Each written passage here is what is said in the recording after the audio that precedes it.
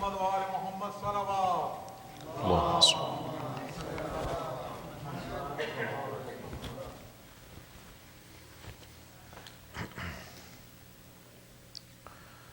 أعوذ بالله السميع العليم من الشيطان اللعين الرجيم. بسم الله الرحمن الرحيم.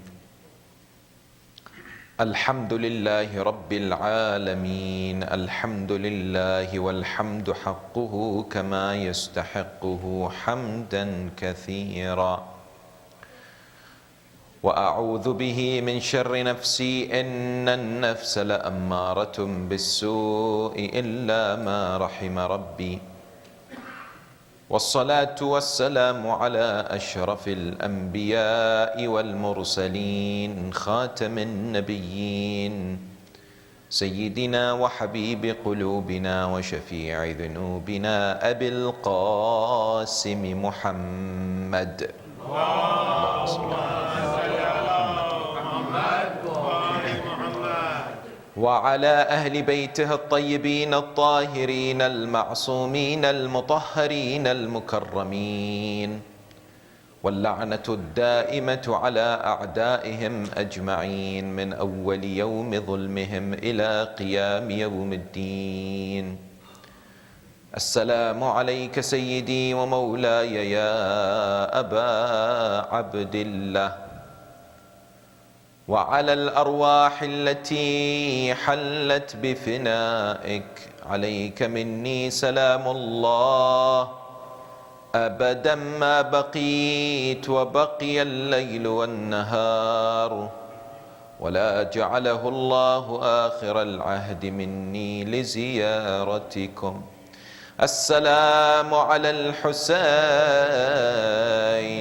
وعلى علي بن الحسين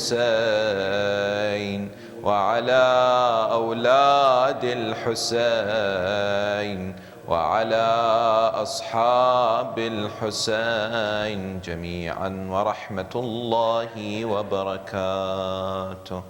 اللهم صل على محمد وآل محمد. قال الله العظيم في كتابه الكريم وهو أحسن القائلين وأصدق الصادقين: بسم الله الرحمن الرحيم. وإن عزموا الطلاق فإن الله سميع عليم.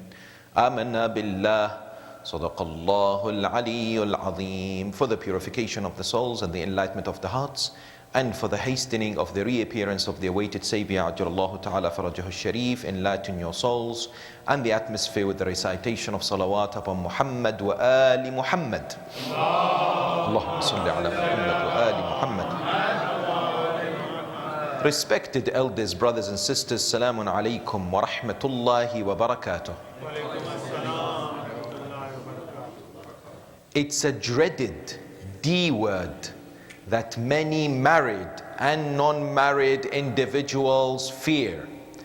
It brings about much stress, much anxiety, much suffering and pain. It is experienced by millions of people across the world. Divorce, or the termination of marriage, is a phenomena that affects many individuals, irrespective of their background, of their denomination, or their ethnicity. We find that in many countries there are processes that facilitate divorce. It's an option when marriages do not work. You find that many a times it's a very costly process. Legally, it may take a long time. At the same time, those who go through divorce will undoubtedly suffer in many shapes and forms. They will also suffer psychologically, socially. Many people involved will never be the same. At the same time, we find there are people who have come forward and divorced in the most unusual of circumstances, because we know today when a divorce takes place, there is normally a legal process. Sometimes courts are involved. In other occasions, it is a religious procedure. Yet in some environments, in the most bizarre of cases, divorces happen. Like whom? Like a man by the name of Ahmed, he is from the area of West Bengal. In 2006, this individual, he was asleep next to his wife. It happens sometimes that people speak during their sleep. So during his sleep, he said 3 times, "You are divorced," in Arabic. "Anti talaq," 3 times in his sleep. His wife woke up. She heard that he had said this, ignored it. Later, they went to a scholar in that particular area and said, "This is what happened." The scholar said that you are now divorced. You cannot be together anymore. You are now single people. At the same time, I recall reading that a Saudi man once saw his wife flirt with whom? With an individual in the shopping mall, a shopkeeper. He was so angry. What did he do? He went and said to an individual who is in charge of the public speaker system, "I want to speak." So he took the public speaker system and said, "I am divorcing my wife," 3 times before everyone else. These and many others constitute interesting areas in which people develop what? Develop divorce. Of course, statistically, many are of the opinion that the rates of divorce are increasing in many communities and societies. In the United States, rates are estimated to be around 45% of marriages ending in divorce. In the United Kingdom, they're about 42%. In 2011, official statistics state in the United Kingdom there were 235,000 divorce cases. It is not something to be taken for granted. It indeed affects so many individuals. When we look at the religion of Islam, this is not a subject that Allah subhanahu wa ta'ala has ignored. Indeed, the teachings of the religion espouse a strong relationship between the husband and wife, that the institution of marriage is the most beloved institution in the eyes of Allah subhanahu wa ta'ala. This is something that is emphasized in the teachings of the Holy Quran and the Ahl al-Bayt alayhum as-salam. You find that this notion of the husband and the wife coming together in this unit known as a family is emphasized to be holy, emphasized to be sacred. You and I as individuals, as servants of God, must do our utmost to preserve the sanctity of this unit. This unit that today is under attack in many parts around the world. Even the definition of a family today is ambiguous. Many people aren't able to define what a family means. Is it 2 men living together? Is it 2 women living together? Is it a woman living with the children? Is it a man or a woman? There are many interpretations of what a family in reality is, yes? Yet at the same time we find Islam coming forward and saying that marriage and keeping a marriage healthy is that which indeed brings the blessings and the barakah and the mercy and the happiness of Allah subhanahu wa ta'ala. And there are so many examples in history of successful marriages, marriages that set the role model, marriages that are exemplary for people to look at and take lessons and apply in their lives. Marriages such as the marriage of Khadijatul Kubra to the Holy Prophet Muhammad sallallahu alayhi wa sallam. Examples like the marriage of the commander of the faithful, Amir al-Mu'mineen and Sayyidatul Nisa, the Lady of Light, Fatimatul Zahra salawatullahi wa salamu alayhima. And many others. Yet Islam also recognizes that sometimes marriages don't work. How? That when it comes to breakdown in marital relationship, much effort has been put. There has been an effort to reconcile. People have tried to resolve their differences, but they've come to a stumbling block. Therefore, divorce is presented as an option that is disliked by Allah subhanahu wa ta'ala. As the narrations from the Ahl al-Bayt alayhum as-salam mention, أبغض الحلال إلى الله الطلاق. The most detested element or thing which is permissible in the eyes of God is actually divorce. In fact, the narrations tell us that the Ahl al-Bayt point that divorce shakes the arsh of Allah subhanahu wa ta'ala. In other words, it is a cause for what? Disruption, and a cause for disjoining of the family unit. Today we are told in statistics as well as studies the impact of divorce upon many people. They say there are three main elements that impact human beings when they go through divorce. The first is psychological. How? People go through depression, sadness, unhappiness, anxiety. Many may go through stages where they lose their work. Many may seclude themselves from society. There are psychological impacts when they go through divorce. The second element is what? Social. That you'll find people labeling a divorcee. Sometimes there is a taboo, yes, especially when our sisters divorce. In other words, their impression. Sallu ala Muhammad wa ali Muhammad.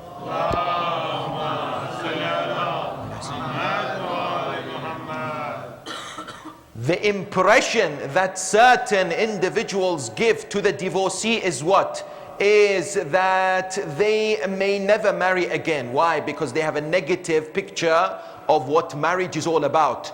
They've gone through marriage and they are now in the position to speak about marriage to people. And of course their experience leaves a lot to be desired. There are social impacts which involve a taboo on those who divorce.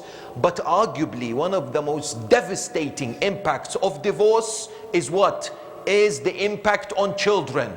That today people speak about. Studies indicate how children suffer when their mother and their father separate and go through the stages of divorce. We are told not only is the impact psychological, there's a lot of anxiety, there's a lot of sadness, but at the same time studies have shown that the children of divorcees are more likely to go through marital problems and divorce themselves.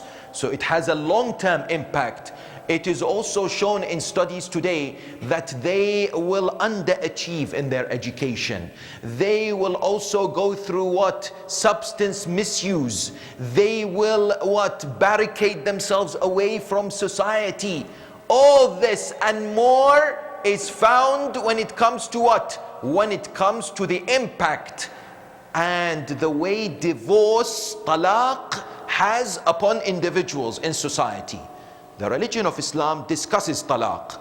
In Sharia law, we find the subject of talaq taught. Where? In the seminaries. It is found in the books of jurisprudence, under the bab of talaq. Why? Because the Quran mentions talaq and discusses talaq, namely in three areas, in three places. Surah Al-Baqarah, chapter 2, Surah An-Nisa, chapter 4, and of course Surah Al-Talaq, chapter 65. In these three chapters, Allah subhanahu wa ta'ala discusses talaq. But interestingly, for the individual who studies the Quran objectively, and as the Quran invites us to reflect and contemplate, one realization emerges with regards to talaq in the Holy Quran. And that is, many of the verses are concerning the laws of talaq, the laws of divorce. In other words, you'll find in chapter 65, Allah subhanahu wa ta'ala talks about how an individual should approach this particular process that, as we mentioned, is disliked by the Almighty. But when they reach a particular stumbling block, then it is an option, despite the fact that it is not encouraged. What should they be thinking about? We should understand that as far as Sharia law, and specifically the teachings of the school of Ahl al-Bayt, talaq has been made according to Sharia law something difficult in order to discourage people from doing it. Yes?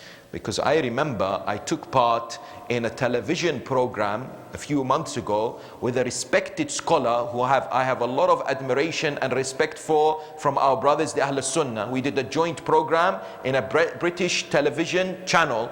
We did a program about some of the rules as pertaining to Islamic Sharia law. When there was a question about divorce, I came forward and I explained the position of the school of Ahl al-Bayt, that the school of Ahl al-Bayt states in order for a divorce to be valid, one of the shurut, one of the conditions is that there must be two just male witnesses. They must be present there. That particular scholar was very much astonished. He said, really? Is that what it needs in your teachings, in your school? I said, yes. He admittedly said, this makes a lot of sense. He said, this would prevent talaq being taken for granted and performed very easily. Because we are told one day, and this is a true story, a man was told at the time of Harun al-Abbasi. I say this nearly every year. I am uncomfortable with calling Harun Rashid, because Bani al-Abbas, they wanted to give names to their khulafa to praise them. They would say that, for instance, a man is al-Mu'tasim billah. Yes, al-Mutawakkil billah. Harun al-Rashid means Harun the upright. Harun was not upright. Harun was the man who killed the seventh holy Imam. Harun was a wretched individual. Therefore, a better title for him is Harun al-Abbasi. We are told at the time of Harun al-Abbasi, a man came before him and said, I, in one particular setting, divorced 5 women. People said, how? 5 women? You're only supposed to marry 4. How is it that you divorced 5? He said, I went home. I had just recently got married.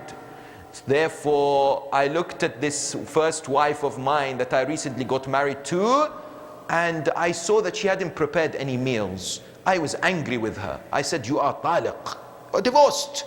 At that moment, there was my second wife next door in the room adjacent. She came out. She said, this wife of yours is just got married to you. It's really unfair that you treat her this way. I looked at her and says, you're also divorced. The third person came out and said, I have never seen someone who deals with their wives in such a way. You have just divorced 2 of your wives within a minute. He looked at her and says, get what? You're also divorced. The fourth one came out and said, you know what, although I disagree with all that you have said, I'm not going to criticize you. He looked at her and said, you're also divorced. But at the moment, there was a lady, a servant who had married someone who is next door. She shouted, you are the most unjust person, divorcing 4 of your wives all together at the same time. He said, you are also divorced if your husband agrees. The husband was there, he said, I agree. Therefore, the 5th one was divorced. In other words, what? Anger at that moment causes what? Causes people to act in unsensible ways, not rational, not logical. The school of Ahlul Bayt says and comes forward and says that when it comes to talaq, there must be shurut, there must be rules that must be fulfilled. Like what, for instance? Like there must be the bulugh, that they must have reached what? The age in which there is taklif, shari. There must be what? Intention. They must have the what? They must be sane. They must want the talaq, not by accident. They must not have been coerced. Likewise, the school of Ahl al-Bayt says what? It comes forward and says that the woman, as an example, should not be in her menstrual cycle. The husband must not have had a physical relationship in that particular cycle. It talks about the different ways that you and I should understand talaq. How? That the Quran in chapter 65, how many of us know this? We need to know this. Why? So that we are appreciating Islamic law and what the Quran says. Because the Quran says there is a type of talaq known as what? Talaq al-raj'i. Raj'i means what? Majority of talaqs fall under this category, in which if the marriage has been consummated, then when the talaq is recited, and of course Sharia says there is what? A particular pronunciation of talaq. The word talaq must be said in the presence of 2 just adults who are male. Yes? But the talaq of raj'i is what? The Quran says when a man divorces his wife, she should stay with him in the house during the iddah, during the period of time, yes, in which it has been specified as what? As 3 cycles in the life of the female, 3 of her menstrual cycles, if their marriage has been consummated. we are told that this talaq al-raj'i means what? The wife should stay in the house. The Ahl al-Bayt have said when she stays in the house, despite the fact that talaq has happened, the husband should see her beautifying herself. She should always be in the state that she is what? Attracting her husband. And the moment the husband touches her, just touches her, out of compassion, the talaq is gone. It's revoked. They're back married again. Can you imagine? All to encourage marriage and the strengthening of the family unit. That is talaq al-raj'i. There is of course talaq which is ba'in. That's another category which involves women whose they have not consummated the marriage. And there is a form within this particular category which is what? The talaq al-khul'i, which gives the woman the opportunity to ask for talaq from her husband, provided she forsakes her dowry. All this falls and much more, this is a summary, and much more under the category of the description of talaq when it comes to what? When it comes to the Quran and the teachings of the glorious family of the Holy Prophet Muhammad sallallahu alayhi wa sallam. This is all well and good for us to know, but what we wish to discuss and analyze in detail is the pathology of divorce. Why does divorce happen? Because when you and I, if we are married or even if we're not, if we understand the most common reasons why divorce happen, we can work and seek to make sure that we prevent and put measures in order for the divorce not to be fulfilled, in order for the divorce, God forbid, not to occur. Because what are we told? We are told that today when it comes to the causes, the pathology of divorce, there are all kinds of causes being put out there. Yes, some of them are strange. Some of them are weird. Yes, today if you research, you'll find that the Metro newspaper in the United Kingdom, it's given free to people on the underground. It reported that a Japanese woman filed for divorce from her husband. Why? Because her husband does not like the Disney movie Frozen. It's true. She said to him, what kind of a human being are you that you don't like Frozen? Therefore, what happened? She let him go. MashaAllah, many have watched this particular movie. Yes? Likewise, what do we find? We find another example that a Saudi woman filed for divorce. Where? She filed for divorce in that country because she called her husband. What happened? She found that his phone was at home. She was looking until she picked up his phone and she saw that he had saved her number as Guantanamo. She then went and filed and said, why are you calling me or saving my number as Guantanamo? He argued that it's so that people do not know that you are calling me. But of course it was a lame excuse. The divorce happened. Yet irrespective of that, what do we find? We find today studies after study have presented the reasons and the causes of talaq. Why does talaq happen in society?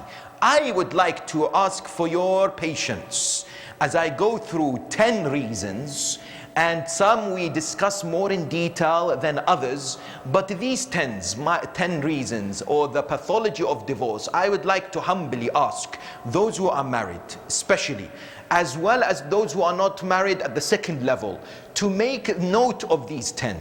To try and understand, because the religion of Islam is a religion that focuses on prevention, not the cure.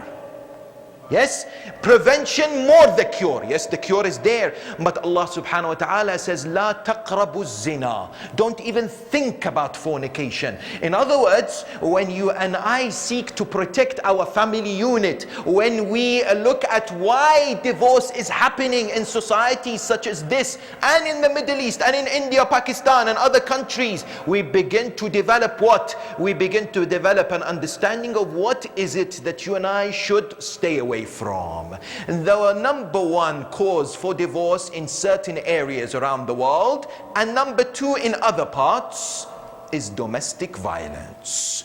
The use of force and physical injury by both the husband and the wife. Yes, it is not confined only to one particular gender. Because I remember one particular man said that he came to the mosque, someone looked at him and said, "What's happened to your face? Your face is bruised." He said, "My wife gave me a flower." Why?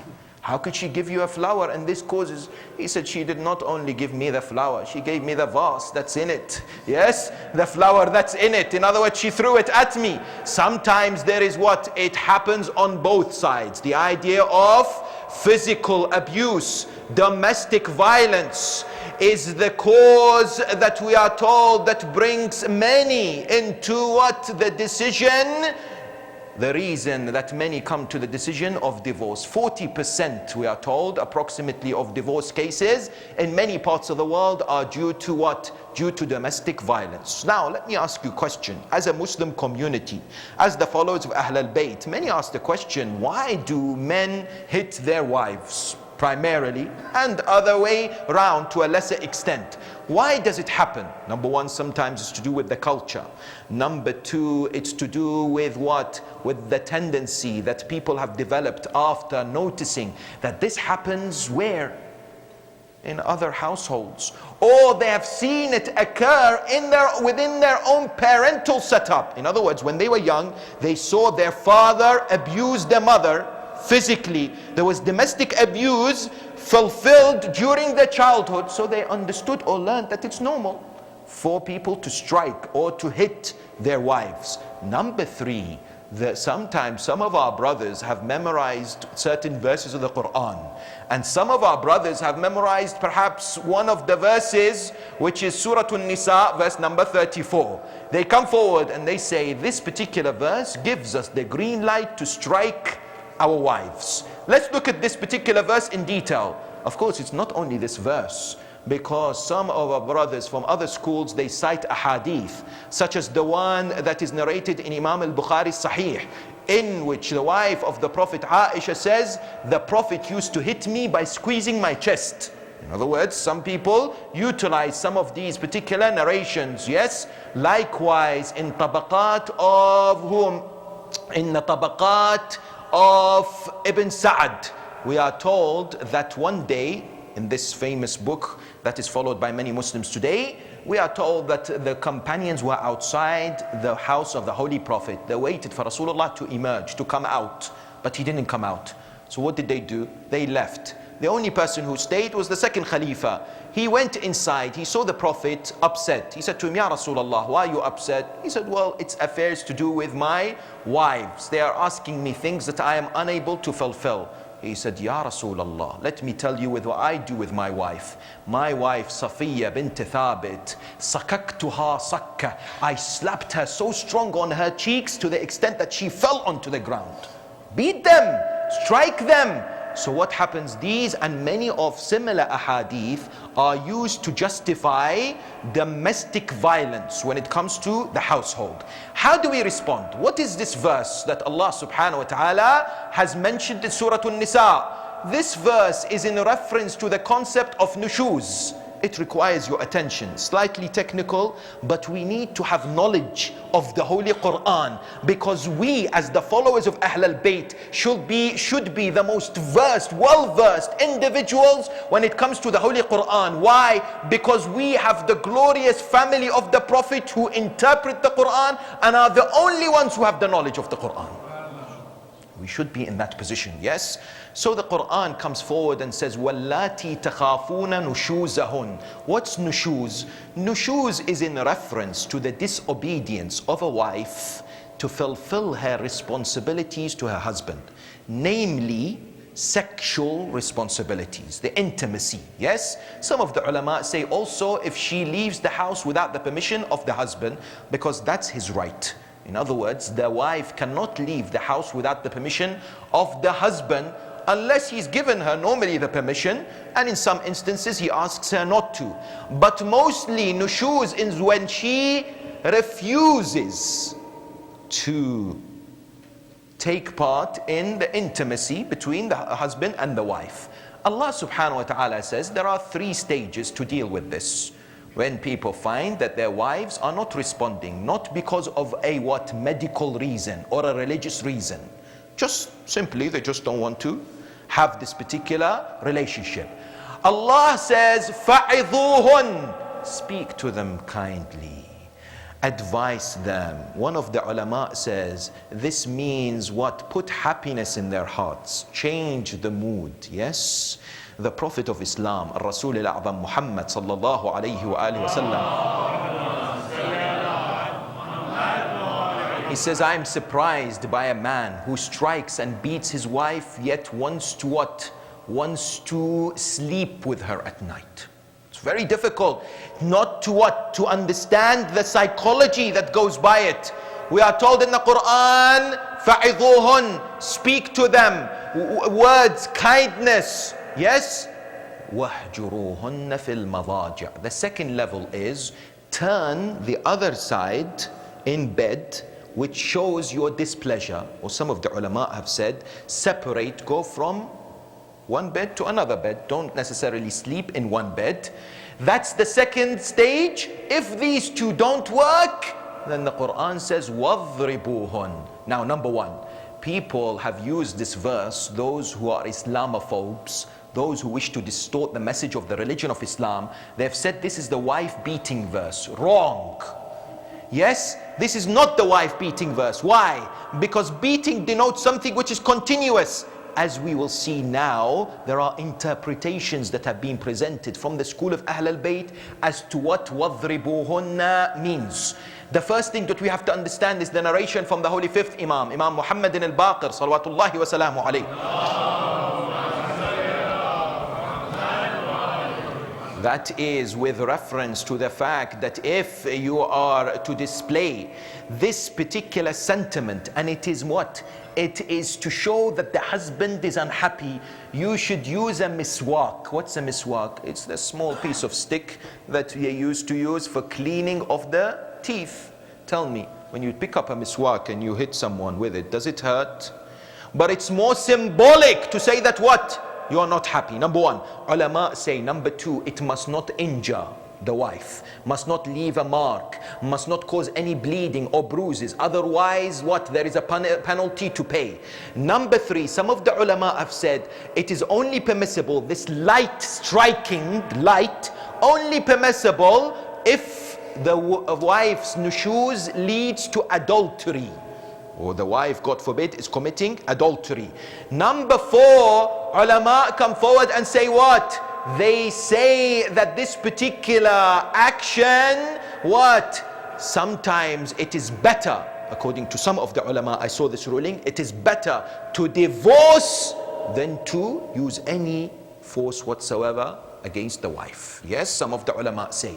Yet other interpreters, other commentators from the school of Ahl al-Bayt have come forward and said this وَضْرِبُوهُنَّ does not involve any physical use of force at all. It's not even the miswak, this small tapping. It is what? It is what the Quran says, that when it comes to dharb, it is what? Leaving a place and going to another. Because the Quran says, uses the word dharb in reference to traveling. Therefore they say, this is in reference to the idea, and this is one interpretation of course, that is not necessarily adopted by many of our fuqaha, but some have come forward recently, that the Quran says, وَإِذَا ضَرَبْتُمْ فِي الْأَرْضِ. When you travel on the earth, uses the word ضَرَبْتُمْ, it means that you leave her. In other words, go somewhere else. In other words, separate as the last measure if there is what? No response. And of course, there should be no striking on the face or on the vulnerable areas. We are told that there are strong narrations and what direction from the Ahl al-Bayt to those who use force, and at the same time injure, and at the same time practice domestic violence against their wives. The Prophet of Islam says, he who slaps his wife, Allah subhanahu wa ta'ala on the day of judgment commands one of the angels of hell to slap him 70 times in Jahannam. Yes, that's definitely found there. At the same time, what are we told? We are told of the need to display kindness, to display mercy, to inculcate in our hearts love and compassion in a marital relationship. In which way? That the Prophet of Islam would sit on the mimbar in Madinatul Munawwara, in Masjidun Nabawi, and would say, خيركم خيركم لأهله. The best amongst you is the one who is the best with his family. وأنا خيركم لأهله. Yes, and I am the best when it comes to their family. We are told Sa'ad ibn Mu'adh, this companion of the Holy Prophet, most of us have heard of his story, in which the Prophet of Islam would say to the companions, there are rows of malaika taking part in the funeral of Sa'ad. His mother would say, oh Sa'ad, you are indeed blessed that the Prophet has praised you in this way. Definitely you are in Jannah, in Alamul Barzakh. The Prophet said, no, he is being punished because what? He was unfair and what? At the same time disrespectful to his family. That has a role. That is an element that we as followers of the Ahl al-Bayt must understand. Tell me, the hands that strike the chest in the love of Aba Abdullah al-Hussein should not ever strike the wife. Yes, the feet that comes to the majalis of Aba Abdullah should never be what used to inflict injury, pain or suffering against anyone, let alone whom? The wife. This is of the greatest of importance in ensuring that what? That these problems do not occur in society. The second cause that has been discussed is not necessarily physical abuse, but psychological abuse.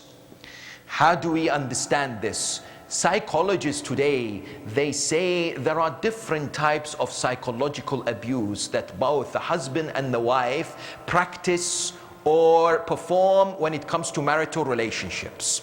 They say there is one type which involves the inability to deal with conflicts, inability to solve problems, and when the human being is unable to see the solutions, their stress levels rises. Therefore they react by what? Intimidation, by mockery, by abuse, which is most of the time verbal. Yes, it happens both from the husband and the wife. They say this is one type. The other is when it comes from the urgency and the need to show power and what? Domination in the family setup. And it's practiced more by men than women. This other type of psychological abuse. They say there are signs to note if an individual wants to see that they are at the receiving end of psychological abuse. Like what? Like, for instance, humiliation, like the threat to beat, like, for instance, belittling of the action, like, for instance, the threat to not show intimacy or affection, like, for example, criticism, especially before others, shouting, using language which brings sadness. All this is what is part of this cycle that sometimes certain individuals get away with in the household. The school of Ahl al-Bayt has denounced this categorically. In which way? Amir al-Mu'mineen wa Imam al-Muttaqeen Ali ibn Abi Talib salawatullahi wa salamu alayhi. In many narrations we find the respect that must be given to the wife. Remember this, Amir al-Mu'mineen says, treat your wife like a flower. Notice, what do you do with a flower normally? Yes? Do you grab the flower and tear it apart? Do you use force against the flower? It means treat it with gentle approach. Our fifth Imam, Imam Muhammad al-Baqir, salawatullahi wa salamuhu alayhi, speaks about the need to respect the wife and said the wife is a source of happiness for you. Do not disrespect her. But note, the Prophet of Islam says, the more an individual has an iman, the more he values and respects his wife. Now Notice this. If you forget everything else that has been mentioned, understand what? Understand this hadith. That's why in our narrations, the Prophet of Islam never used any force or used any violence against his wives. In fact, in the Sunan of Ibn Majah, it is mentioned in one of the books of hadith of our brothers, it is mentioned that the Prophet never beated or never used force against whom? Any of his wives or what? The slaves. And in fact, he dealt with them despite all the problems and the jealousy with the best wisdom, with the best what? Kindness. We are told the third reason why divorce cases is on the rise in many communities is due to what? Lack of compatibility. And please focus on this point. What do we mean when people are not compatible? We don't necessarily mean that they love the same color or they like the same car or they love the same type of movies. No. In the religion of Islam, compatibility is in reference to what? Is in reference to the principles and the values that shape up a marriage. What is that? Let me give you an example from the life, the illustrious life of Amir al-Mu'mineen and Sayyidatun Nisa, Fatimah al-Zahra, salawatullahi wa salamu alayhi.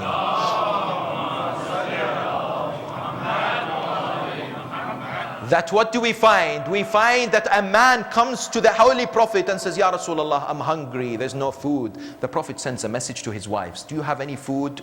They say, no. Amir al-Mu'mineen stands and says, Ya Rasulullah, I will take him home. I will feed him. He takes this man a note. When he enters, he says to Sayyidah that I have bought a poor person and I wish that we feed him. Sayyidah knows that they do not have enough food for this person. They only have food for whom? For Hassan and Hussein. That's it. And Hassan and Hussein have not eaten. So when there is compatibility for the sake of Allah, everything fits together and they both work together to please Allah subhanahu wa ta'ala. So what happens? Sayyidah says, I will make Hassan and Hussein sleep and they're hungry. Imam Amir al-Mu'mineen says, I will bring the food, I will switch off the candle because it's only sufficient for one person to eat. He would not see that I'm not eating with him because I want him to eat it all by himself. This man eats the food in darkness, does not see that Amir al-Mu'mineen is sitting there, not eating anything. The family of Amir al-Mu'mineen sleep hungry. That morning, next morning, the Prophet said, Ya Ali, Allah has revealed a verse in your merit, وَيُؤْثِرُونَ عَلَىٰ أَنفُسِهِمْ وَلَوْ كَانَ بِهِمْ خَصَاصَةٌ. Chapter 59, verse number 9. It says that they prefer others over themselves even though they needed it more. Can you imagine when there is compatibility, that when both the husband and the wife say that our goal is to please Allah, our goal is to attain paradise. Let's work together to make sure that we as well as our children are those that attain Jannah on the day of judgment. Yes? If that is the goal, then what? They both work together. Because one of the scholars, one of the khutaba, Sheikh Ahmed al-Wa'ili, rahmatullahi alayh, he himself mentions, he says, one day I said, let the husband and the wife work together so that Allah raises them both in Jannah, in paradise together. He said, when I said this, one of the congregation, an elderly man, stood up, looked unhappy and left the hall. He went out. So I continued my majlis. When I finished, I saw him sitting outside. I went to him, I said, Ya Hajj, is everything okay? Did I say something wrong? He said, he looked at me and says, Ya Shaykh, how could you say this? He said, why? He said, all my life I'm trying to get rid of my wife. You want her to come to Jannah with me? Can you imagine that that type of thinking exists? Whereas Islam says no. Islam says that as far as marriage is concerned, the goal is the pleasure of Allah subhanahu wa ta'ala. The compatibility is with regards to the principles and what? And values. Number 4 is in reference to communication. So many days, so many times today, scholars, counselors, therapists, lawyers, attorneys, they get this particular request for divorce because there is a breakdown in communication between the husband and the wife. What do we mean? We mean that the male and the female have been created different by Allah subhanahu wa ta'ala. That each of them have their what? Have their strengths and have their weaknesses. Each of them have their needs and have their wants. The way a male thinks is not the same as the way the female thinks, and vice versa. Yes, females require attention, require compassion, require love. Males require respect and require obedience. If there is no understanding of the different setups as far as the gender on the creation of Allah subhanahu wa ta'ala is concerned, if there is no concerted effort to listen, if there is no concerted effort to be careful not to use certain words when it comes to what heated exchanges between the husband and wife that causes the individual to be upset. You know, one of the words that should not be used between the husband and the wife is what? Divorce. Ban this word from the household. Do not allow it, because sometimes what people do, they use it as a tool. You know what, if you don't listen to me, I can divorce you. Yes? The idea exists is what? The idea is that communication plays such a vital role in ensuring a healthy marital setup when the husband and the wife understand each other's needs, when they understand what makes each other upset, what each other expects and wants. That's why the Prophet of Islam says, when you say to your wife, I love you, this will never leave her heart. But it doesn't mean you say to her once only in your life. Because one person said, I said to my wife, I love you 20 years ago, why should I repeat? Yes, the idea is not, it's that you should continuously express the love and the affinity. How? Exchange the gifts, not only on birthdays or necessarily anniversaries or at other times. Surprise each other with gifts. Show your love towards each other. Do not treat each other as enemies or adversaries. Treat each other the way you treat your best friend. And that has to be the psyche, yes, reminding ourselves as to what the purpose should be, that we keep a strong family unit for the sake of Allah subhanahu wa ta'ala and for our own success, isn't it? We are told that the other important element that causes divorce is the lack of patience, the lack of forgiveness. I recall that Prophet Nuh على نبينا وعلى آله وعليه أفضل الصلاة والسلام had what? A wife who the Quran condemns in chapter 66. No one can say that the wives of the prophets all have to be righteous, because the Quran says ضرب الله مثلا للذين كفروا امرأة نوح وامرأة لوط. Allah gives a parable, a similitude to the disbelievers when it comes to the wife of Nuh and the wife of Lut. They came to Nuh in narrations. They said to him, Ya Nabi Allah, why is it that you are tolerant with your wife? Why don't you divorce her? Listen to his response. He says, if I can't be patient with my wife at my house, how can I be patient outside when dealing with all the other people? I have to display patience. I know that sometimes people go through hardship. People have peaks and troughs in their relationships. But a key element for a healthy relationship and avoiding divorce is the ability to withstand the challenges and exercise sabr, and at the same time forgive for the sake of Allah subhanahu wa ta'ala. That is of great importance. We today, unfortunately, let me be honest with you, sometimes today in the West, the idea of divorce is sold as something very, normal, over the simplest of things. Sometimes the wife leaves the house over the simplest of matters. Sometimes the husband wants to leave his wife. Yes, perseverance, endurance, patience for the sake of Allah sometimes is missing from our marital setups. Yes, there is so much emphasis that you and I need to look at this particular area and ensure that we fulfill it. Number 6 of great importance, or number 5, is what? Is high expectation. Allahu Akbar.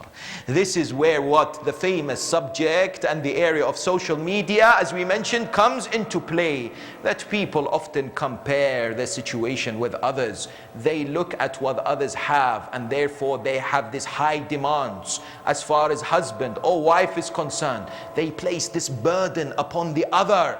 look at the example of Amir al-Mu'mineen. We are told one day he came home and he saw Sayyidatun Nisa pale. He saw Imam al-Hasan and Hussein pale. Yes, it is likely that he was not there for the last few days because either he was somewhere fighting for the sake of Allah or fulfilling a responsibility. He said to them, what has happened? Yes, they say, we have not eaten for 3 days. He says, why is it that you did not tell me or sent me a message or informed me? Look at the response of Sayyidatun Nisa. We are followers of Fatimatul Zahra. It's not for you and I, for me, just to listen to a story, say magnificent, beautiful, but not apply it to our lives. Sayyidatun Nisa says what? My father taught me never to burden my husband with anything that I know he cannot provide. She knew that Amir al-Mu'mineen was not able to provide the food. Yet she would not place this expectation upon the commander of the faithful. Today, as husband and wife is concerned, we have to show loyalty. We have to show strength in character as far as resisting the temptations. Today we have the iPhone and the iPad and the iMac, and everyone wants the I want. Yes, everyone wants everything. We live in a materialistic driven society. People are obsessed with what? Having and accumulating. Let's be careful not to fall into the traps, because these are indeed vital to keep a marital relationship healthy and indeed quite strong. What do we find? The other reason why sometimes people end their marital relationship is when they do not understand Sharia law as far as what is wajib for the husband and the wife to do. In other words, the roles and the responsibilities are not clear in the minds of many people. For instance, we are told it is the right of the wife upon her husband that he provides for her, that he fulfills what? The need for an accommodation, the need for food, the need for shelter and clothing. These must be provided. It is surprising and saddening today that I hear, yes, here in the United States, stories in which the husbands come and say to their wives, you know what, you should be working. I'm not bothered. Or they give excuses so that they stay at home and they send their wives in the workplace because they do not want to provide for the family. Providing for the family is wajib, is one of the responsibilities of the husband. They cannot forsake this particular responsibility. If the wife is the richest woman on this earth, she is not obliged in Islam to give a single cent when it comes to this particular setup. Yes, it's highly recommended to help the husband, but if she doesn't, then it's not necessary for what? For her to do so. Likewise, what do we find? We find it is a responsibility as far as the husband is concerned, not to mistreat his wife, to be able to provide her with this love, with this environment of warmth. And at the same time, for the woman, for the wives to understand the responsibility that we entail, we discussed earlier, as far as the sexual rights of the husband, that whenever the husband wants to have sexual intimacy, the wife must say yes. Yes, it is not an option out there, except that if she is going through a medical reason or a religious reason. Other than that, what? It is the right of the husband as stipulated in the teachings of Sharia law. Likewise with regards to what? With regards to her leaving. But when I say this, it doesn't mean people should stick to this word by word and letter by letter. Let me explain this very quickly. It doesn't mean that what? That if the husband does not allow the wife to leave, then the wife would say and come and demand from the husband payment for the breastfeeding or for the cooking, because she doesn't have to cook, she doesn't have to clean. These are what? They are there for what? For there to be a barometer. But for a marriage to last, it should be much more involving ethical respect and akhlaqi conduct between the husband and wife. It should not be tit for tat. If you don't give me this, I don't give you that. Because some of the people have memorized this part of Masail, of the book, of their fatawas, of our maraji'. They say, you know, my right is this. If you don't do this, then I don't do this. This marriage is bound to fail. It's bound to fail. Whereas we should do what? We should know that this is something that we should not transgress. But more than that, work hard to ensure that what? We keep as much as possible the ethical standards alive. Another factor for the divorce rates rises is infidelity. Meaning what? Meaning that the husbands in their marital setups, they choose to go have a relationship, either sometimes legal, Islamically legal, for instance, like a second marriage, either permanent or temporary, or sometimes, God forbid, illegal. Now, sometimes our sisters, they come forward and say, how do we make sure that this doesn't necessarily happen? Well, there is one option. As far as those who are not married are concerned, they can have a prenuptial. They can stipulate that they must make sure that the particular stipulation is worded that they do not want their husbands to marry when they're alive, as long as they are alive, for their husbands not to marry another wife. And if they do, then they have the wakala to perform the talaq, in order to ask for the talaq and to get it from the hakim al-shar'i, from the jurist, from the ruler, or from the Islamic jurist. We are told that this particular element is causing problems. And I say this, based on the cases that we receive out there, that it is so difficult. And I know there are exceptional cases sometimes, but we are talking generally. It is very difficult for the female to accept this, especially in the West, that the husband seek another wife, or has another relationship, because the way Allah subhanahu wa ta'ala has created the female,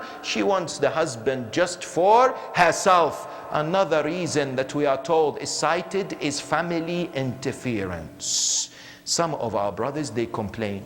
They say, our wives, the first thing that she does every morning is gives a full report to the mother. What exactly happened in the house.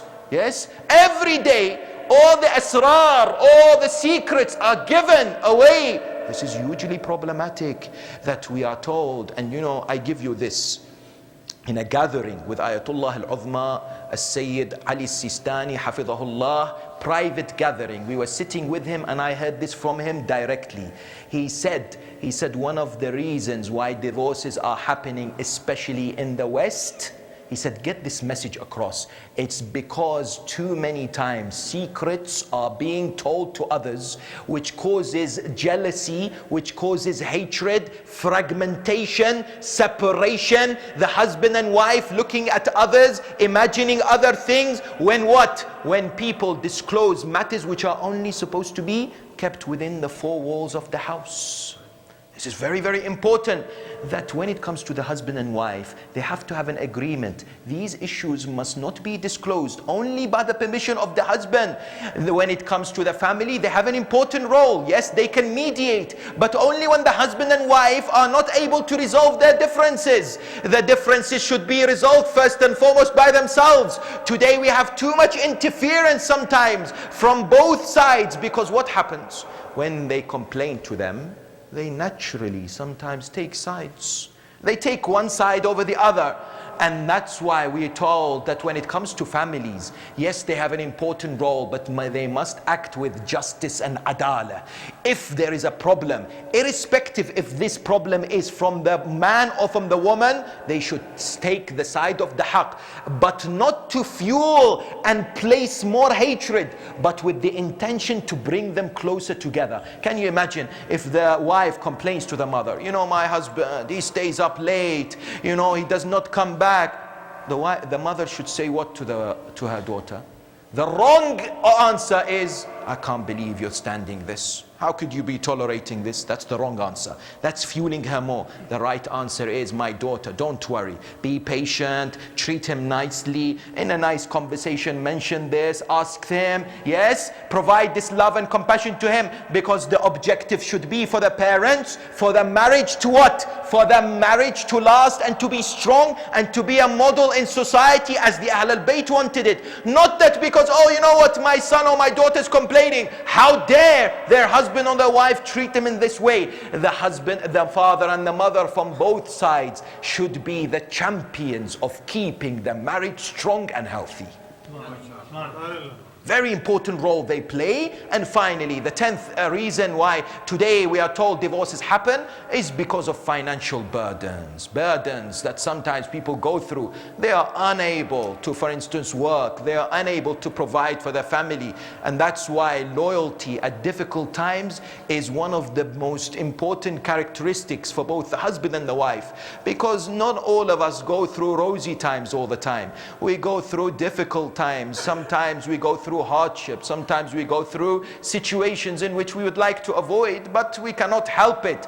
That's where the husband and wife stand to support each other, to ensure that they both are able to leave this difficult life or time in their lives and build together, in order for this family unit to be sacred, in order for the family unit to look at examples of families that were there on the 10th of Muharram. Because truly, when you and I analyze the epic of Karbala and the tragedy of Ashura, there are so many dimensions, and one of them is with regards to family life. How Sayyid al-Shuhada ensured that this university has so many areas for people to learn and apply. And indeed, by ensuring a family life is protected and preserved, we make sure that the children rise in the healthiest of ways, both spiritually and physically, looking at examples of the children that stood with Aba Abdullah to sacrifice their lives on the 10th of Muharram.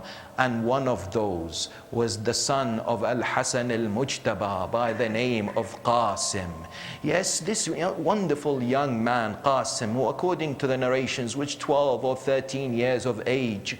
This particular young man who would accompany Aba Abdullah al-Hussein, who would stand on the night of Ashura, would listen to the sermon and the direction of Aba Abdullah, would then come and speak to his uncle.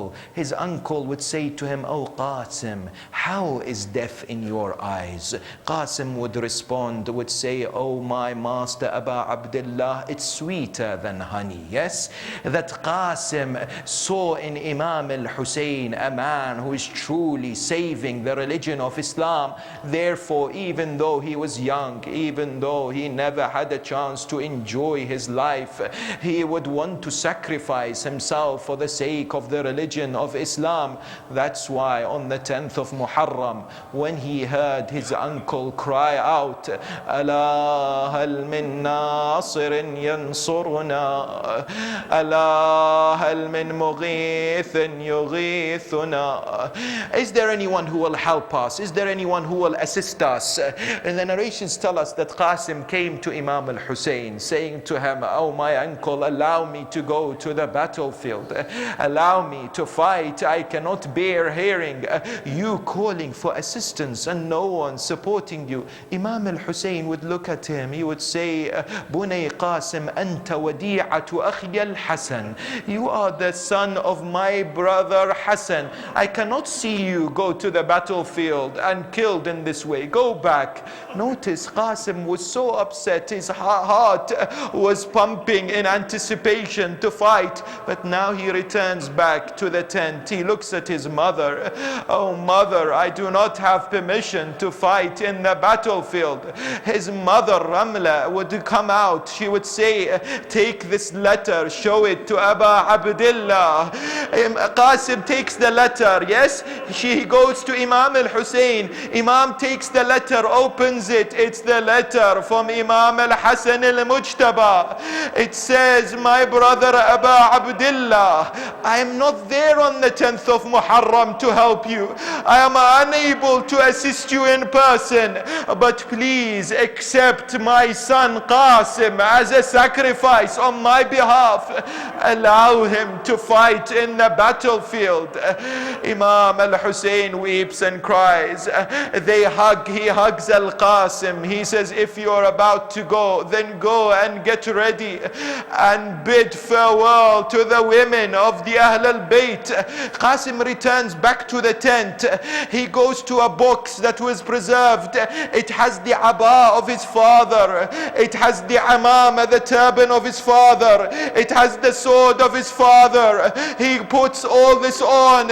He stands to bid farewell to Sayyida Zainab, to his mother. When he looks at them, they all weep and cry. They say it is as if we see Hassan al-Mujtaba before us. This is so difficult for the mothers when they bid farewell to a young man who is only 12 or 13. The narrations tells us that he charged towards the battlefield. Humayd ibn Muslim says, a young man whose face was like an illuminating moon. He came towards us so courageous, so brave, wanting to fight. On his right hand he had the sword, and he was walking towards us. He was fighting in the way that he wanted to, until what happened? All of a sudden, one of his sandals, Humayd says, especially the one on the left, the straps were broken. Ajarakum Allah. Qasim bends down. He wants to fix his sandals. A man comes and says, I will make his father and his mother mourn for him. Humayd says, is it not enough that he's surrounded by so many? This man says, no. He picks up a sword. He strikes it on the head of Qasim. The narration says the sword was so heavy, the head of Qasim splits. Qasim falls onto the ground. Amma Hussein, adrikni, he says. Oh, my uncle Hussein, come towards me, help me, oh Hussein. Imam al-Hussein hears these cries of al-Qasim, rushes towards him, Allahu Akbar, sits next to him. He says, my nephew Qasim, it is so difficult for your uncle to hear your cries but not able to assist you, but come next to you and not able to save you. Allahu Akbar. The narrations tell us that the soul of Qasim leaves this world. Imam al-Hussein wants to carry the body of Qasim.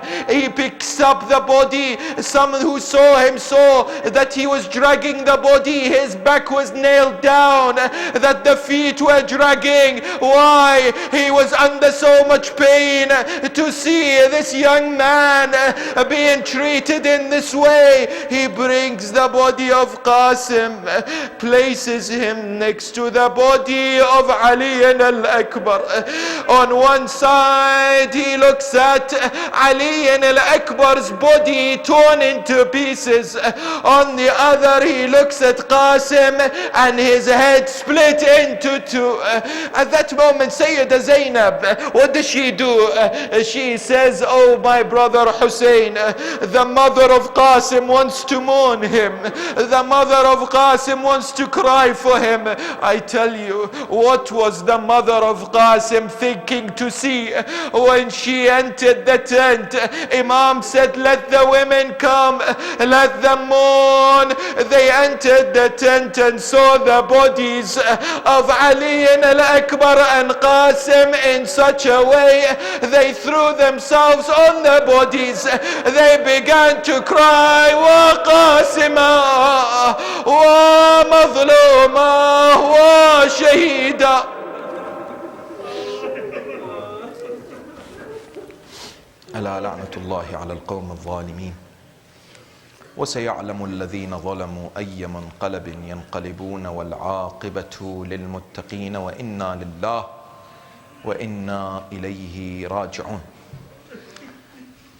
My dear brothers and sisters, or those mu'mineen who have made the journey and the effort to attend the majalis of Aba Abdullah al-Hussein, these majalis in which the malaika ask for forgiveness from Allah subhanahu wa ta'ala for those who listen and shed their tears for Imam al-Hussein. May Allah bless those tears, these tears of transformation, that indeed take an individual from darkness towards light. These tears that are the cause of the forgiveness of the sins. These tears that bring us closer to the Almighty subhanahu wa ta'ala through Aba Abdullah al-Hussein. People often ask, what is the merits of these majalis, the remembrance of Sayyid al-Shuhada? And importantly, in the assistance and the help when it comes to establishing these majalis. Note that for every tear that is shed in this majalis, there is so much reward reserved by Allah subhanahu wa ta'ala. Many of you have come across the story of Sayyid Mahdi Bahr al-Ulum rahmatullahi alayh, this great scholar of ours, in which he said, one day I thought about these narrations that state that these tears would bring the individual so much reward that Allah will forgive all their sins. I said, how is it that tears for Aba Abdullah brings about this particular status? He said, I was reflecting and contemplating whilst being in Masjid al-Sahla, and all of a sudden I saw a man who said to me, oh Sayyid, have you heard of the story of this king who went out? He went out to look for what? For a particular animal. He got lost. He found what? A tent in which a man was there, a family was there. He was thirsty, he was hungry, and that particular family had one sheep, had one goat. They sacrificed this animal and they cooked it and presented it for this king, who quenched his thirst and was an individual who ate. Then he looked at them and says, I am the king. Come to me whenever you need me and I will assist you. Later these people, they came. When they came, what did they do? They said to the king, we helped you that day when you were lost. We gave you, please help us. The king looked at his people, said, how much shall I give this particular individual? They said, give him 10 sheep, give him 100 sheep. He said, no. Another person said, give him over 1,000 camels. The king said, no. They said, how much do you want to give him? The king said, they had one sheep and one sheep alone, and they gave me everything that they owned. In order to be just, I must give all my wealth and my possessions. He said, when this man said this to me, I looked, he was not there anymore. All of a sudden I reflected that when Aba Abdullah gave everything for Islam, is it too much for Allah to give these particular merits for those who shed their tears for Hussein? And that's why, these majalis are so important to bringing us closer to our faith. The establishing of these majalis, the assistance and the support for these majalis. May Allah subhanahu wa ta'ala bless those who contribute, who ensure that these majalis keep alive, who make whatever contribution they can in order for the remembrance of Aba Abdullah al-Hussein today to continue. Because rest assured, these majalis bring happiness and pleasure to the heart of our Imam Sahib al-Asr wa Zaman, don't they? When you and I contribute, even if it's a small amount, when we keep these majalis alive, what happens? Every single shedding of the tear, every thawab that is obtained by 1 or 2 or 100 or 1,000 people transforming their lives due to the message, due to the crying, due to the azadari, we get the thawab for it. This is sadaqatul jariyah. You contribute now, until the day of judgment, the thawab will be obtained. If a child or a young man or any other individual attends the majalis, gets the thawab, helps his spirituality, proximity to the Ahl al-Bayt, what happens? Anyone who contributes gets reward and thawab until the day of judgment. Tell me, when they teach their children the love of Aba Abdullah and the Ahl al-Bayt, and their children teach their children the love of Aba Abdullah and the Ahl al-Bayt, how much reward is there? Do not be stingy or think twice about contributing to these majalis, God forbid. Why? One of our ulama, one of our khutaba says he knows someone who did what? Who was someone who is continuously giving for the majalis, who is donating in order to establish these programs of the remembrance and the aza of Aba Abdullah al-Hussein. He says, this man died. Yes, he died. He says, I saw him in my dream. I said to him, what is your status now? He said, do you know how much reward I have? The malaika are rewarding me for every single grain of rice that was distributed and given to those who attend the majalis of Abu Abdullah. For every single grain of rice. Do not underestimate the impact and the importance of taking part, of contributing for these holy majalis, because we are told this. Yes, someone said to the 8th Imam, he said to him, Yabna Rasulillah, aren't you all sufunun najat? Aren't you all the ships of salvation? He said, yes, we are all the ships of salvation. He said, then how come we have a hadith from the Prophet that says, Inna al-Husayna misbahul huda wa safinatun najat. Hussein is the lantern of guidance and the ship of salvation. Imam alayhi salam responds, Kulluna sufunun najat, walakin safinatul Husayni awsa' wa fi lujajil bihari asra'. Yet the safina of Hussein, the ship of Hussein is bigger, and when it's traveling in the seas, it is quicker. Allahu Akbar. We are all involved in these majalis of Aba Abdullah. We want to embark on the ship of Aba Abdullah al-Hussein, the ship of salvation. These majalis keep our children, keep our women, keep our youth in the remembrance of Aba Abdullah. Therefore, any contribution does what? Does definitely helps us to become those who are called as Ansar al-Hussein, those who prepare for the reappearance of the 12th Imam. May Allah subhanahu wa ta'ala bless your contributions, your assistance, your help in keeping the message of Aba Abdullah al-Hussein alive. We pray to Allah subhanahu wa ta'ala to raise us with Muhammad wa Ali Muhammad. We pray to him subhanahu wa ta'ala to elevate our spiritual status and to grant us tawfiq to visit the shrine of Aba Abdullah al-Hussein in dunya and akhirah, and to attain shafa'a in akhirah. Let's recite Surah Al-Mubarakah Al-Fatiha for the souls of all the marhumeen as well as the souls of our maraji' shuhada, but before it, a loud salawat.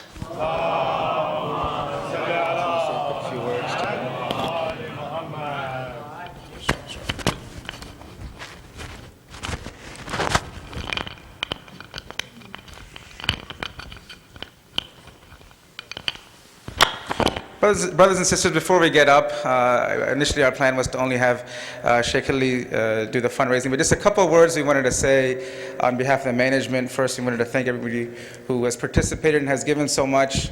And just what I noticed was we were passing these pledge forms out, and most of you, I think, folded it and put it away. Now, inshallah, your intention, I'm sure, is to fill this out later and turn it in for the donations. One thing I'd like to say, especially for the younger generation, that alhamdulillah, we have a lot to thank our elders who put our first phase, this hall, the downstairs, the next hall. Approximately $3 to $4 million has been spent to provide us with this facility so that our future and our children's future can advance. It's now our opportunity, it's now our turn to contribute in this cause. So many of you are here benefiting from these majalises, benefiting from the center throughout the year, and now alhamdulillah your families are starting and developing. It is now the opportunity that you invest in your future as well. We have a $1.6 million outstanding loan. Over the past few years, we've collected, and now alhamdulillah we have brought it down to $870,000. Our goal inshallah is to pay it off over the next 2 years. I implore all those who are here, especially the youngsters, that don't leave the majlis of Imam Hussein tonight without at least making the intention of giving some amount. The amount is not necessarily how large it is, but something should come from everybody. And I think through the blessings of Lady Fatima and Imam Hussein, inshallah, you will see the success and the reward return in your own lives.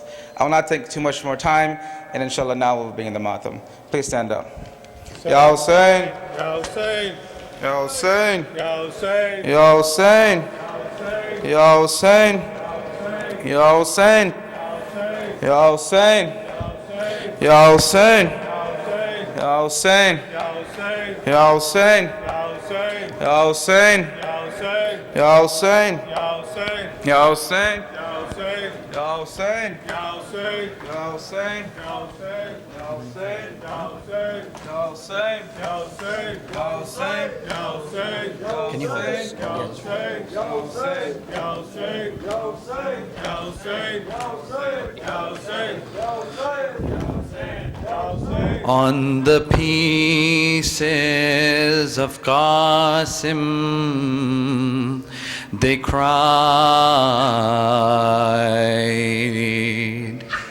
for no one could bear that he died. On the pieces of Qasim, they cried, for no one could bear that he died. Least of all Hussein,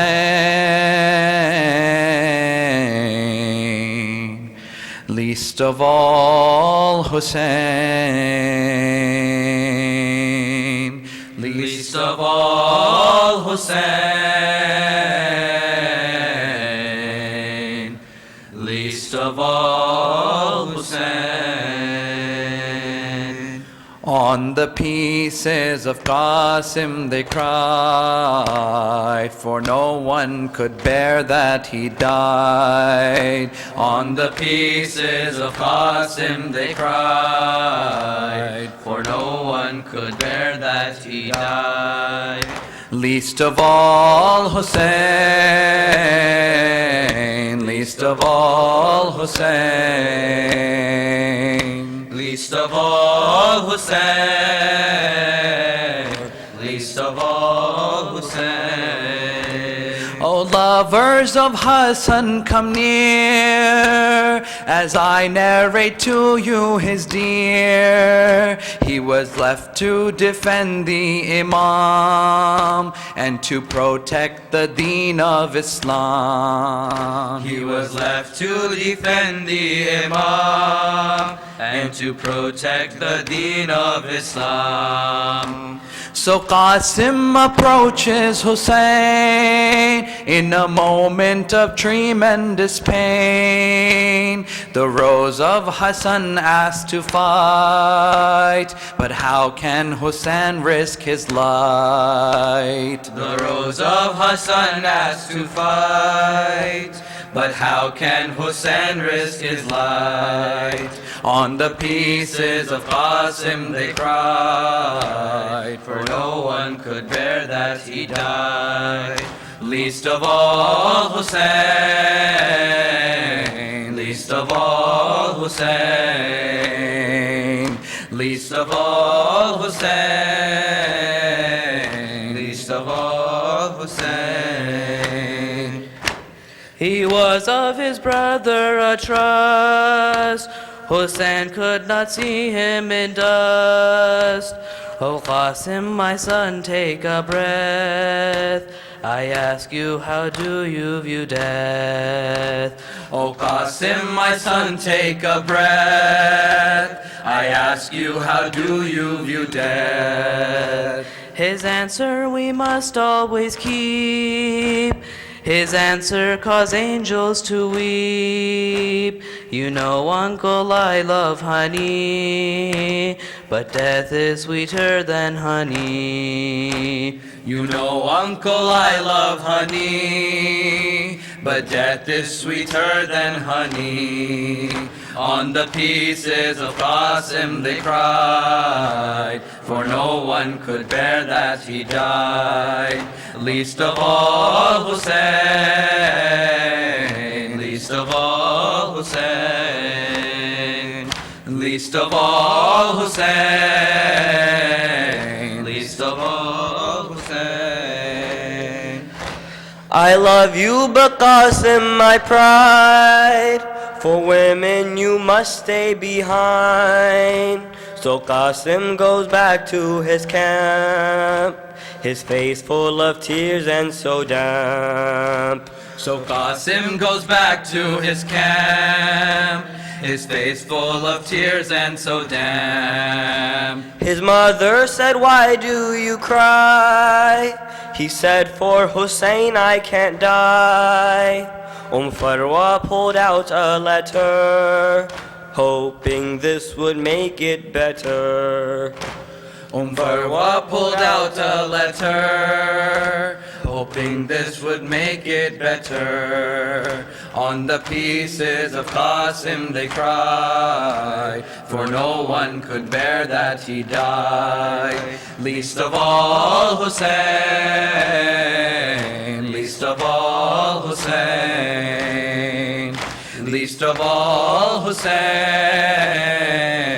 least of all Hussein.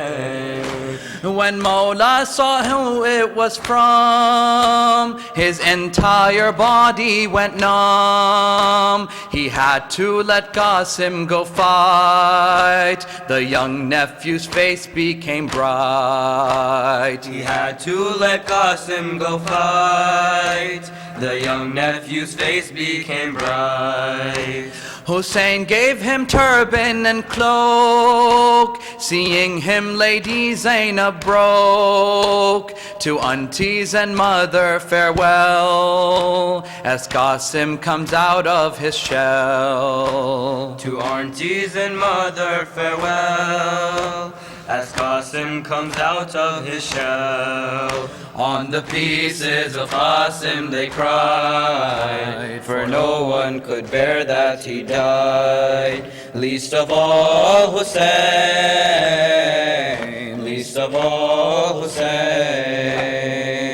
least of all Hussein,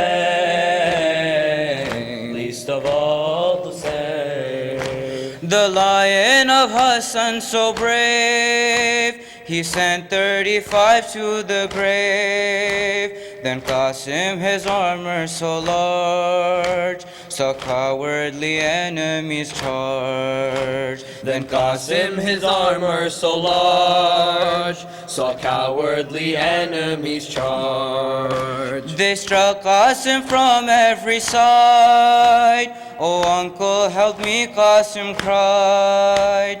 They ripped his young body apart and struck right at his uncle's heart. They ripped his young body apart and struck right at his uncle's heart. On the pieces of Qasim they cried, for no one could bear that he died. Least of all Hussein, least of all Hussein, least of all Hussein, least of all Hussein. Ya Hussein. Ya Hussein.